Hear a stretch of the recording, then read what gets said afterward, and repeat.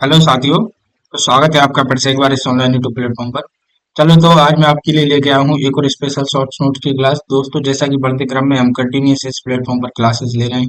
दोस्तों, अगर आप इस चैनल पर नए हैं तो इस चैनल को सबसे पहले सब्सक्राइब कर लीजिए, जिससे आने वाले जितने भी इंपॉर्टेंट वीडियो लेक्चर हैं उसका नोटिफिकेशन आप तक पहुंच सके। आशा करता हूँ आप लोगों की पढ़ाई बहुत अच्छे से चल रही होगी और कंटिन्यूस आप मेहनत करते रहिए। इस प्लेटफॉर्म पर जो शॉर्ट्स नोट्स हैं आपके एग्जाम के पॉइंट ऑफ व्यू से बहुत ही महत्वपूर्ण है दोस्तों, तो इनके आप प्रॉपर नोट्स बनाइए। साथ में कंटिन्यूस इनको पढ़ते चलिए और क्वेश्चन सॉल्व करते चलिए। जब तक आप थ्योरी के साथ में क्वेश्चन प्रैक्टिस नहीं करेंगे तो आपको चीजें भी समझ में नहीं आएंगी। जो सा भी हम टॉपिक यहाँ पर ले रहे हैं उसको आप टॉपिक वाइज एमसीक्यू निकाल के सॉल्व कीजिए, और जब भी आपकी थ्योरी को आप क्वेश्चनों में यूटिलाइज कर पाएंगे और आपकी हो रही नेगेटिव मार्किंग को आप ठीक करने की कोशिश करेंगे। दोस्तों, हमेशा आप क्वेश्चन सोल्व कर रहे हैं तो प्रायोरिटी बेस्ड क्वेश्चन को आप मास्लो ऑफ हिरार्की और एबीसी को फॉलो करते हुए करें।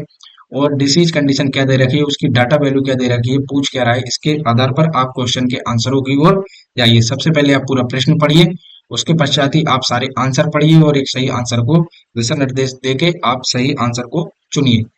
चलिए दोस्तों, आज की शानदार पीडीआर की इम्पोर्टेंट क्लास जो कि एक शानदार टॉपिक को कवर करेगी। यहाँ पर है ब्रोंक्यूलाइटिस, जो कि कोइड बाय आरएसवी, रेस्पिरेटरी सिंचिटियल वायरस, एक इम्पोर्टेंट वायरस होता है दोस्तों, जिसके द्वारा ब्रोंक्यूलाइटिस होने के बच्चे में खतरे रहते हैं। यहाँ पर हम आज पीडियाट्रिक का एक इम्पोर्टेंट टॉपिक पढ़ने से पहले दोस्तों, अगर आप इस चैनल पर नए हैं तो इस चैनल को सबसे पहले आप सब्सक्राइब कर लीजिए, जिससे आने वाले जितने भी इम्पोर्टेंट वीडियो लेक्चर हैं उसका नोटिफिकेशन आप तक पहुंच सके।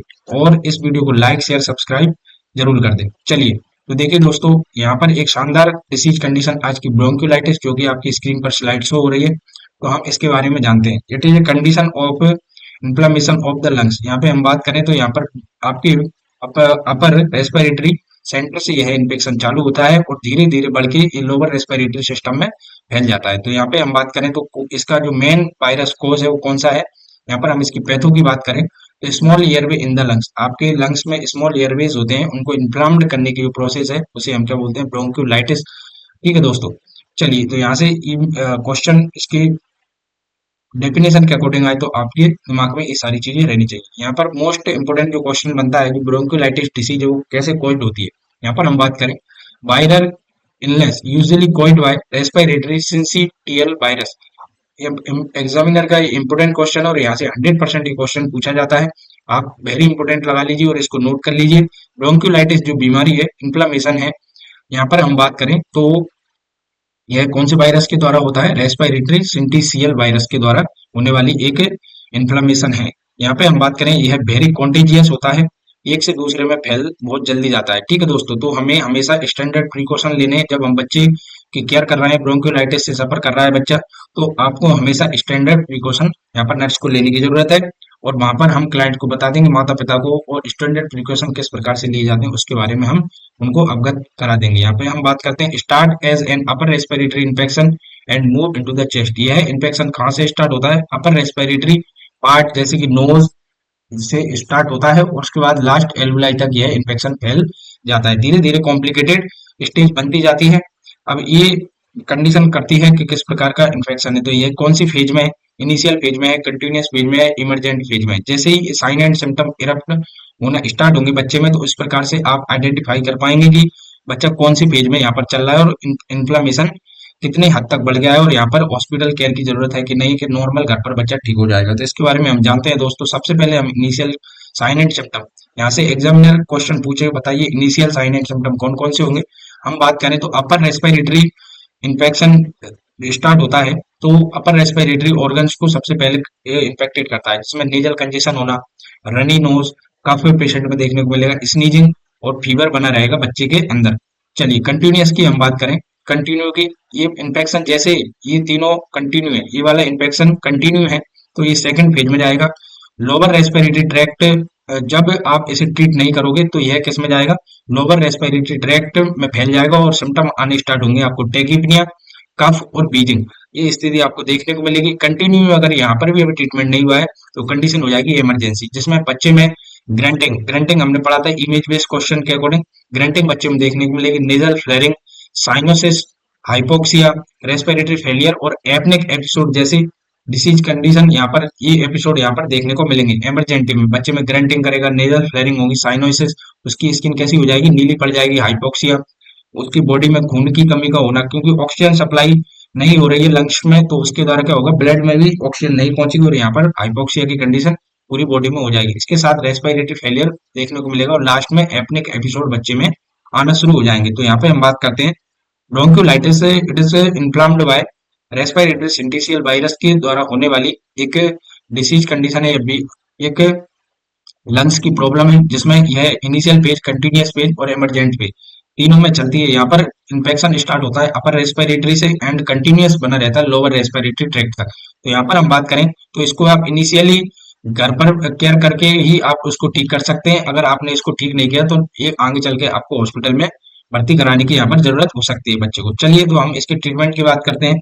यहाँ पर हम बात करें self limited illness and supportive care की जरूरत रहती है बच्चे को। हमेशा ईयर में मेंटेनेंस रखना है, हमें ऑक्सीजन लेवल देखना है। ऑक्सीजन लेवल कम है तो हम बच्चे को ऑक्सीजन स्टार्ट करेंगे, जरूरत पड़ेगी तो हम बच्चे को सक्शनिंग करेंगे। यहाँ पे हम बात करते हैं बच्चे को सक्शनिंग करते कैसे। सेलाइन नोज ड्रॉप, आपको सलाइन नोज ड्रॉप यूज करना है। Then suction the nares with bulb syringe to remove the secretion, आपको सिक्रीशन को रिमूव करने के लिए हमेशा कौन सी बल्ब सिरिंज का उपयोग लेना है, एग्जामिनर का फेवरेट क्वेश्चन है। बच्चे में सक्शनिंग करने के लिए ब्रोंकियोलाइटिस का पेशेंट आपके पास है तो उसमें बच्चे में किस प्रकार से आप सक्शन करेंगे, तो बल्ब सिरिंज का यहाँ पर उपयोग मिलेंगे। उससे पहले आप क्या करेंगे, सलाइन में नोज ड्रॉप से उसके बाद आप डालेंगे, उसके बाद नरेश का सक्शन करेंगे, वो भी किसके साथ में, बल्ब सिरिंज के साथ में। जो सिक्रेशन वहां पे फंस गए हैं उन्हें हम रिमूव करेंगे। और ये टाइम कब रहता है, फीडिंग बिफोर और बेड टाइम, बच्चा सोने को जा रहा है जब और बच्चा कुछ फीडिंग करा रहे हो जब, क्योंकि वहां पर उसको कंजेशन होने के चांसेस बढ़ जाएंगे। चलिए यहाँ पर हम जब बच्चे को सक्शनिंग करा रहे हैं तो इंपॉर्टेंट क्वेश्चन बनता है पोजीशन कौन सी देंगे आप उसको। 30 से 40 डिग्री, 30 से 40 डिग्री एंगल आपको बेड साइड रखना है।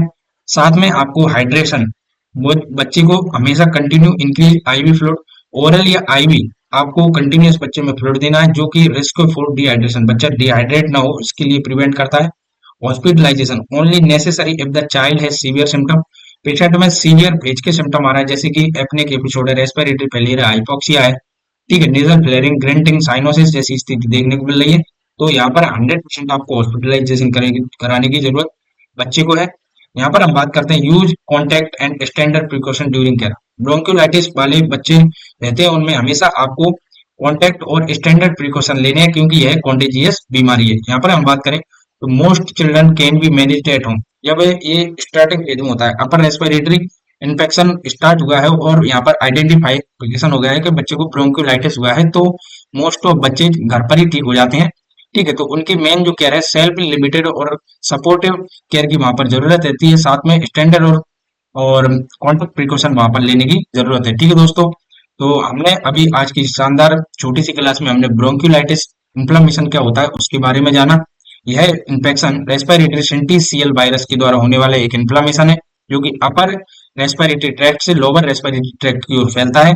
कंटिन्यूअस अगर इसका ट्रीटमेंट नहीं किया गया है तो एक इमरजेंसी कंडीशन बन जाती है और बच्चे को अस्पताल में भर्ती कराने की यहाँ पर जरूरत है। तो एग्जामिनर यहाँ से किसी भी प्रकार का क्वेश्चन पूछ ले, इनिशियल, कंटिन्यूअस, इमरजेंट पेज के अकॉर्डिंग, या वायरस का नाम पूछ ले, कहाँ से स्टार्ट होता है, कहाँ पर एंड होता है, साथ में हम जब ट्रीटमेंट दे रहे हैं तो ऑक्सीजन किस प्रकार से बच्चे को देनी है, सपोर्टिव केयर किस प्रकार से देनी है, जब हम सक्शनिंग कर रहे हैं तो हमें कौन सी बल्बोस रेंज का उपयोग लेना है, ठीक है, और फीडिंग और बेड टाइम के बिफोर हमें क्या करना है, सक्शनिंग करना है। सक्शनिंग करने से पहले आपको सलाइन को नोज ड्रॉप के थ्रू उसके नोज में डालना है, देन आपको उसके नरेज को आपको क्लीन करना है। ठीक है, साथ में हम बात करें इंपॉर्टेंट टॉपिक है वो क्या है, कॉन्टैक्ट और स्टैंडर्ड प्रिकॉशन आपके बच्चे में लेना, जैसे कि मास्क पहनना, ग्लव्स पहनना, बच्चे को हाथ लगाने के बाद हैंड हाइजीन करना, ये सारी चीजें कॉन्टैक्ट और स्टैंडर्ड प्रिकॉशन के अंतर्गत आती हैं, वो आपको ध्यान रखना है। चलिए, शानदार है दोस्तों आज की ये क्लास। तो सबसे पहले आप इस क्लास को लाइक कर दीजिए, साथ में शेयर कर दीजिए। अगर आप इस चैनल पर नए हैं तो इस चैनल को सब्सक्राइब कर लीजिए, इससे आने वाले जितने भी इंपोर्टेंट वीडियो लेक्चर हैं उसका नोटिफिकेशन आप तक पहुंच सके। और मेहनत करते रहिए, कंटिन्यूअस इसी चैनल पर बने रहिए, निश्चित है एक दिन सफलता आपको जरूर मिलेगी। धन्यवाद दोस्तों, और इसके क्वेश्चन प्रैक्टिस करना ना भूलें। मिलते हैं अगले वीडियो लेक्चर।